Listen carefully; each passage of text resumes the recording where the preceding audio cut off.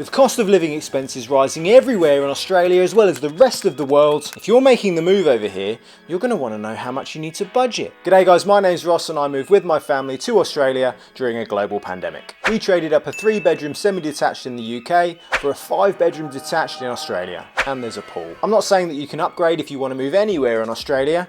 You still have to be a little bit picky. Some places are a little bit expensive to live in, don't you know? But since making this video about the cost of living since last year, things have changed a little bit. So if you're wanting to make the move soon and you want to see how much this lifestyle costs, or if you're just a pervert that wants to know how much someone else is spending, this is our cost of living in a family home in Brisbane. Now first up is my electricity bill. And this one's a little bit more complicated because I've recently switched because they wanted to put my rates up. Wasn't having any of that. And if you're unfamiliar with Australia, one of the good things you'd like to know is that they can't really lock you into contracts. When they want to put the rate up, you just switch. Seems like a good idea. Also, for a bit of extra added context, we have a 10 kilowatt solar panel system on our roof. And whilst it doesn't provide us with all of our energy needs, because you know, we have to use electricity at night, it does make a massive dent in our electricity bill. And for us, last quarter, our bill was $419. It seems quite high, but this was based on a 23 cent per kilowatt hour purchase rate and an 8 cent per kilowatt hour feed-in rate. And our standing charge per day was just over $1. But the cheeky energy company, they wanted to raise my bill even more. Now I know power's going up, so it wasn't really unexpected, but they wanted to put it up to 32 cents per kilowatt hour purchase and $1.26 per day standing charge. I thought that was ridiculous, so I switched, and I've now found a company that wants to direct debit me about $111 per month, so I should be saving money, even though I am paying a little bit more per kilowatt hour of energy, 35 cents. But I now get a 14 cents per kilowatt hour feed-in rate, so that's winning, and my daily standing charge is back down to $1 again, winning.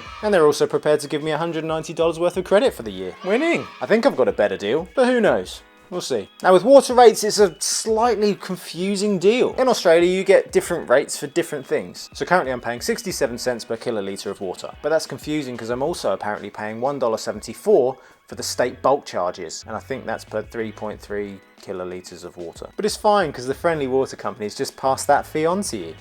My access charge for fresh water is 87 cents a day, but that's slightly confusing because my state bulk water bill is $3.30 per kilolitre. And to take it all away again as sewerage, it costs $1.74 a day. I guess that's because the pipes are bigger and we've added some nasties to it. But if you're just interested in the big number, last quarter we paid $449 and we met the target of using less than 150 litres of water a day. Save the world. The same period last year though was a lot less, and we paid $378 for the same quarter. Now you're wondering, how did that happen? Have they put the water rates up? Well, for the daily charges, no they haven't. They're actually less. Last year they were 89 cents and $1.77. We've saved money there. I mean, not a lot of money, but I'll take any money that you want to give me. And probably the biggest difference is our state bulk water bill was slightly cheaper at $3.20. Oh, we had a baby, so there was less people in the house. Babies take a lot of washing. Filthy animals. Our next big bill is rates, and for the last quarter I paid $444, which weirdly enough I think is cheaper than it was last year. Shh, don't tell anyone. Next is home insurance, and to insure this place it cost me $923 a year, and I've been told by some people that that's actually quite cheap. Worries me because it makes me think I've undervalued this place a bit. Probably undervalued the contents, to be fair. We've definitely collected a lot of crap in 2.5 years. But the biggest bill with the biggest change from last year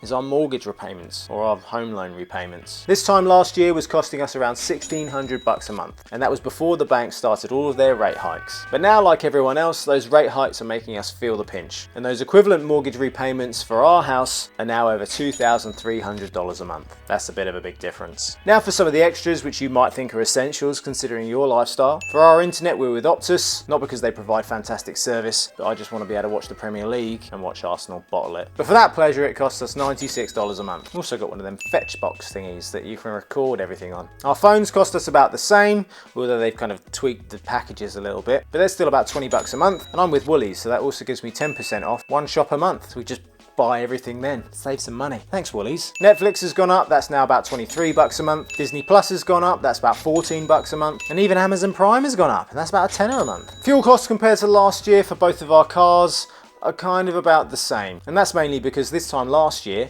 fuel prices were going up and then they kind of come down a bit since then. But for where we are in Brisbane, we're currently paying about $1.78 for diesel and $1.88 for E10, the one that's environmentally friendly. But we should start shopping at Costco because that's $1.66 and $1.60 a litre. Weekly shopping wise, we average about $150 a week, and now having an extra baby, our childcare costs have increased ever so slightly to about $290 a week. It actually works out better if you've got a second child. It's only $40 a week extra to put another kid in for the same amount of time. And if you're wondering why we have to put both children into childcare, did I not tell you about how much our mortgage repayments cost? My wife's got to get out to work. Other things that you might have to take into consideration if you want a really fancy lifestyle with a pool is we spend about $30 to $40 a month on chemicals, about $15 to $20 a month on gardening chemicals. Those bloody weeds just keep coming up. And something that we now need in subtropical Brisbane that we didn't need when we used to live in the UK is a termite and pest inspection. But we've managed to prove that it's not what you know, it's who you know, and we now get a discount on that because we know some people that do it. And Samantha does his wife's nails. It's all about mates rates. So how do our costs compare to your costs wherever you live?